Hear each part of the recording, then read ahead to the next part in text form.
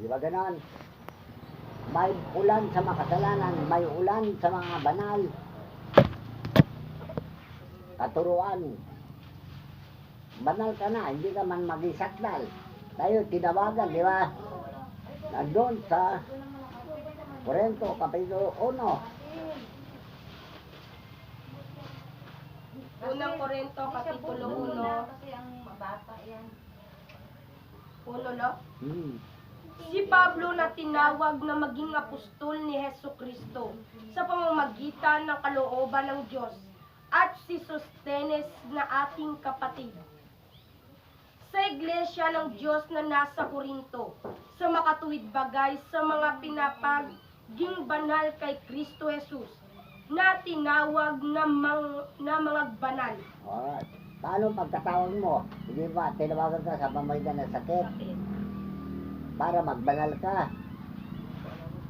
O, hindi ka naman nakapagbanal. Siya pa rin. Dahil hindi nasunod yung utos ng Diyos. O, balik ka ulit sa lupa. Walang kamuluhan. Hanggang sa matapos na ang 7 araw. Wala yung 7 araw. Katapusan ng mundo yung 7 araw. Ilang araw na tayo ngayon? Malakad sa 3. Lapit na. Di, mayroon pang 4. 4 na araw. O, 4 araw. Uubusin mo ngayon yung edad mo, 60. 60. Maubos mo na yung 4 na araw. Hindi ka pa naligtas. Paano ka ngayon makabalik sa Diyos? Kaya walang kamuluhan, sabi nga ni Solomon. Lahat ay walang kamuluhan. So, para hindi walang kamuluhan, ito ang ating pagpapagal. Kailangan tayo magbanal na para magaya natin si Kristo na umakyat sa langit, na upo sa kanan ng Diyos, ayon kay Juan Evangelista, di ba? Dahil siya nakasaksi, kaya na si Teban, sinaksihan niya si Jesus ay nasa kanan ng Diyos. Binato naman si Teban, patay. Dahil wala maniwala sa katotohanan. Pag sinasalda mo katotohanan, sabi nila, nagpapaimbabaw ka, mayabang ka. Ganun ginawa ng Jesus. Pag sinasabi ni Jesus sa katotohanan, mayabang daw.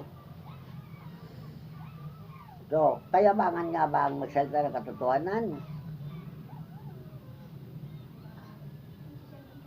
O isang bagay na matuwid, na ang tao pagmaniwala sa isang taong matuwid, Yun ang karapat-dapat. walang kapabakan sa kanya. Doon sa 3:16 na San Juan.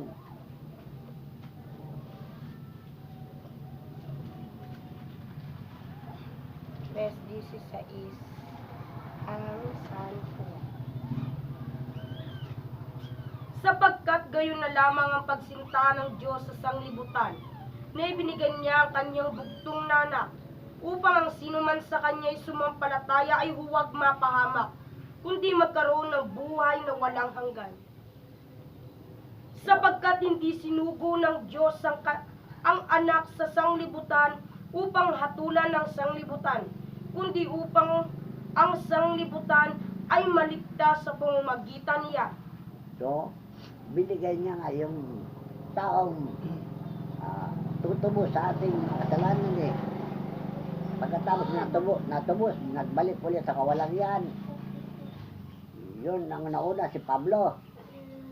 Dahil si Pablo, tinubos niya sa kasalanan eh. Ano pangalan ni Pablo? Saulo. Yung binatang mayaman. Ano sabi niya? Guro, anong gagawin ko para makamtan ko ang buhay na walang hanggan? Ano sagot ni Jesus? Pagbili mo lahat ng pag-aari mo at ibigay mo sa mga mahirap.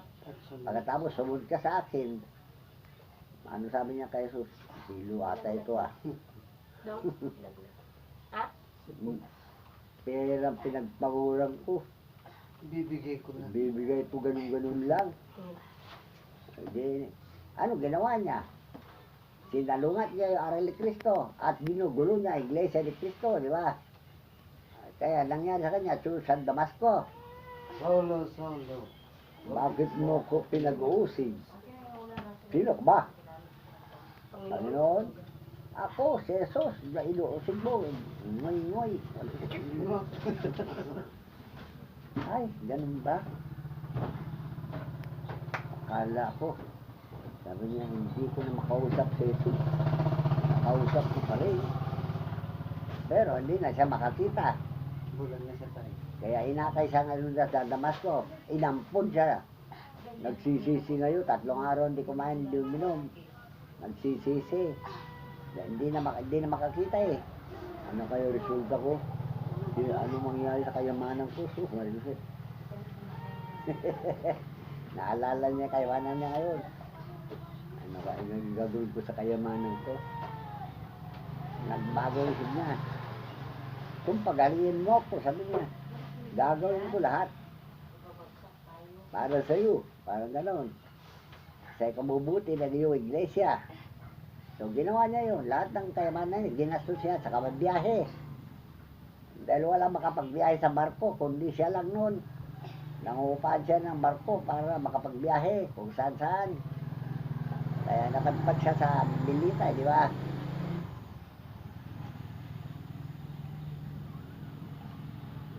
Dahil nadimanda si Pablo eh. Doon sa pagpatay niya ng maraming Hudyo, nadimanda siya. O, wala siyang kasalanan nga. Bakit? Dahil inaproba ng gobyerno eh. May permit eh. O, sino nakaproba? Gobyerno. Kaya sabi niya, wala akong kasalanan. Gobyerno ang may kasalanan. Pinirman eh. O, sabi gobyerno, bobo. Bakit pipirman niya yung makasama sa tao? The number 1 na bobo yung gobyerno. Doon mismo nahalata na ng gobyerno ay bobo talaga. Kaya di makakimu yung mga gobyerno eh. Kanya-kanyang iwas. Kahit nasaan hukuman na magapila si Juan Pablo hanggang kay Pisto.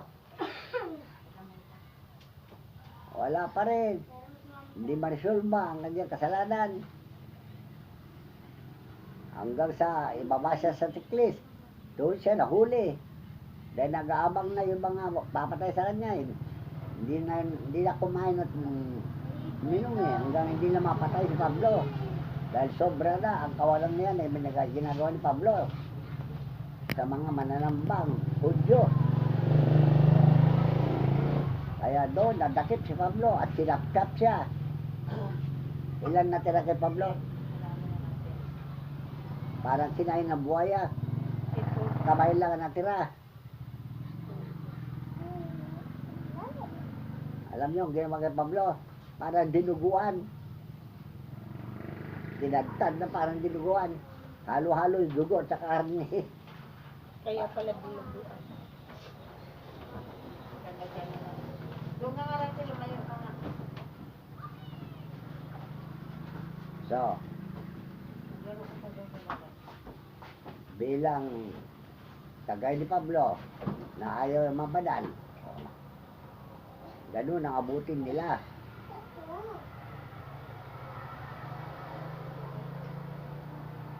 Lahat ay bastulan.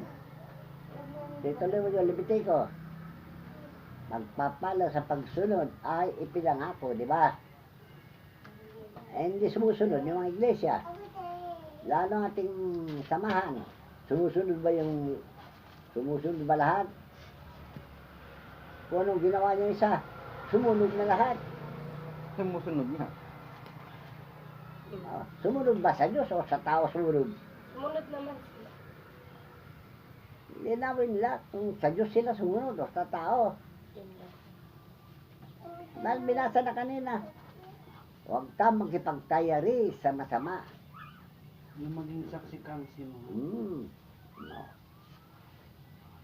Huwag na tayong mababaw sa linggo para half-day na lang tayo. Plano nila yon. Hindi magbaon para uwi na sila. Wala. Sige, basahin mo nga. Ano ko ulit sa una lang. Levitico Balik ko sa una. Sige. Pagpapala sa pagsunod ay ipinangako. O, yun lang pangako. Yun lang pamagat eh. Paano tayo pagpapalain kundi tayo susunod? Sa utos ng Diyos. Ayan, original na utos. O, then, kumain. Sarap yun. Then, kumain. Ay, Doon nga sa center. ginawa nila yung bahay ng dalanginan. Piknikan. Ang buhay ko ito, tawag ang buhay ko. Ninyo, pero Doon, kumain. ginawa niyo. Nakasunod si Ninyo. Sa Ito pinakabahay. naman. Huwag kayong gagawa para sa inyo ng mga Diyos-Diyosan. Ano yung Diyos-Diyosan? Kadahilanan.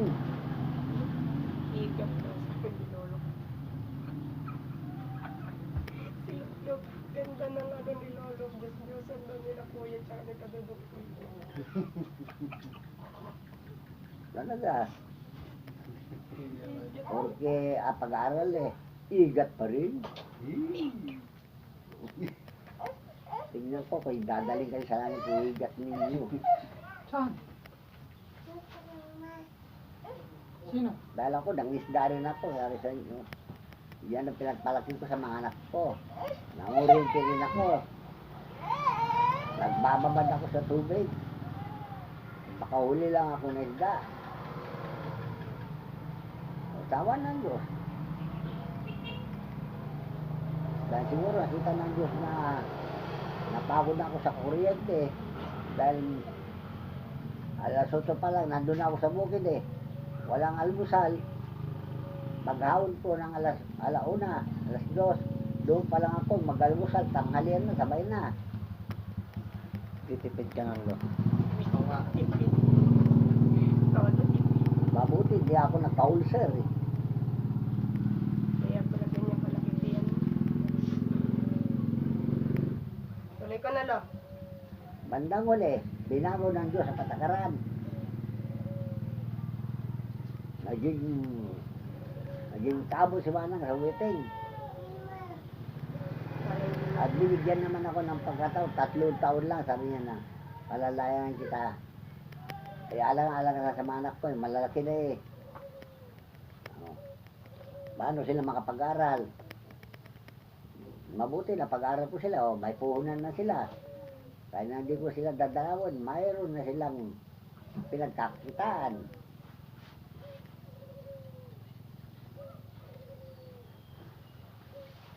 Nabigyan ko sila na puhunan na buhay. Dahil ako, magagalitin ako sa mga bata na pag di sumunod, ay puro palo yung mga anak ko ah. Alam mo sabi ng ama, paibayan mo na sila, sabi niya. Basta lumakad ka, akong bahala sa kanila, kaya binabayan ko yung mga anak ko eh.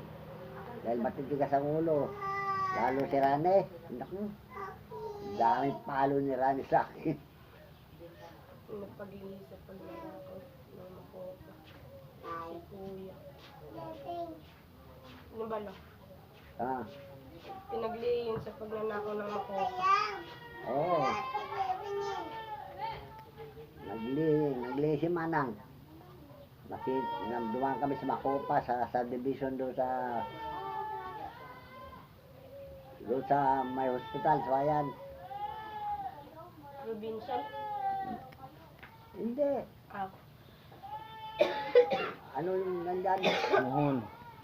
Muhon. May muhon pala, muhon. Oo. sa Mohon. Napadaan kami sa Macopa, dami Macopa eh. Ayaw lang lumakad. O bakit ka ako? Tinuro yung mako.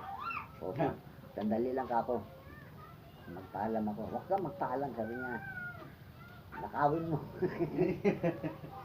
Kaya yung anak ko, magnanakaw talaga eh. Paano, maraming pera na niya, nilalagay sa pardor. Tapos kinuha niya 500. Tapos, Nay, sabi niya, napunta ako sa library, nagbasa ko ng Biblia.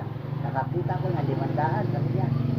Ito oh, 500. Yung pala, ninakaw lang sa pera na nila. Bili lang na nila pera eh. Kulang 500. Walang siyak. Tuloy ko na lang. Hmm. Ni magtatayo kayo ng larawang inanyuan o haligi. Ni huwag kayong maglalagay ng batong inanyuan sa inyong lupain upang inyong yukuran yaon, sapagkat ako ang Panginoon ninyong Diyos. Inyong ipangingilin ang aking mga sabat at inyong igagalang ang aking santuaryo. Ako ang Panginoon. Kung lalakad kayo ng ayon sa aking mga palatuntunan at iingatan ninyo ang aking mga utos at inyong tutuparin, ay maglalagpak nga ako ng ulan sa kapalahunan. O, At- anong ulan? Biyaya. Biyaya.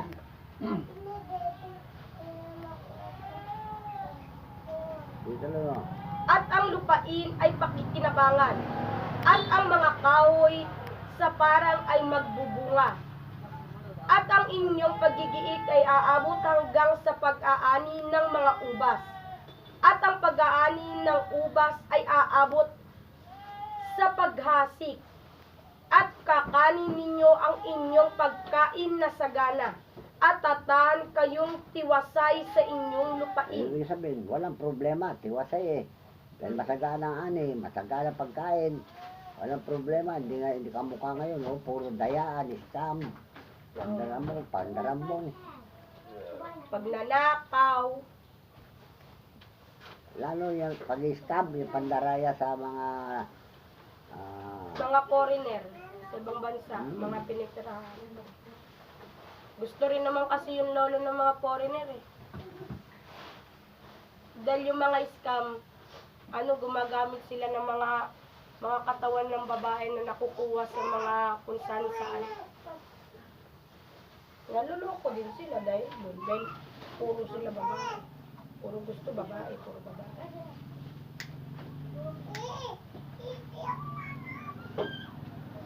ito nga. Tuloy ko na. Ito nga. At magbibigay ako ng kapayapaan sa lupain, at mahihiga kayo, at walang katatakutan kayo, at aking papawiin sa lupain ang mababangis na hayop, ni hindi dadaan sa